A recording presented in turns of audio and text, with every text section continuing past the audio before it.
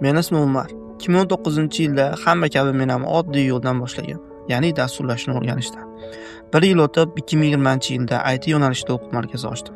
Yarim yil davomida shu markazni yuritdim. Yuzlab o'quvchilar va katta tajribaga ega bo'ldim. Lekin katta maqsadlar, katta qarorlar talab qiladi. Toshkentga kelish uchun o'sha o'quv markazini sotishga qaror qildim. 2021-23-yillar oralig'ida men bitta narsani aniq tushundim. Biznesda faqat pul emas, bilim va tajriba muvaffaqiyatga olib chiqadi. Shu sabab chet eldan onlayn marketing va sotuv bo'yicha chuqur kurslarda o'qib chiqdim. Bu yo'lda eng katta ustozim Alisher Saif bo'ldi. Shu davrda tanishlarim va yaqinlarim bizneslariga oid savdo bo'limlarini qurishga, sotuvlarni tizimlashtirishga yordam berdi.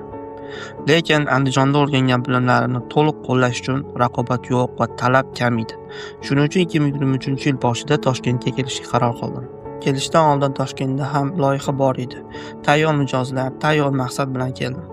Barno Suleyman va Ma'mura Naynor va boshqa ekspertlar bilan ishladik. Zapuslar orqali kurslarni sotdik. Savdo bo'limlarini noldan qurib, tizimlashtirdik va katta sotuvlar qildik. 2024-yil oxirigacha 10 dan ortiq o'z loyihalarimiz uchun muvaffaqiyatli savdo bo'limlarini qurdik.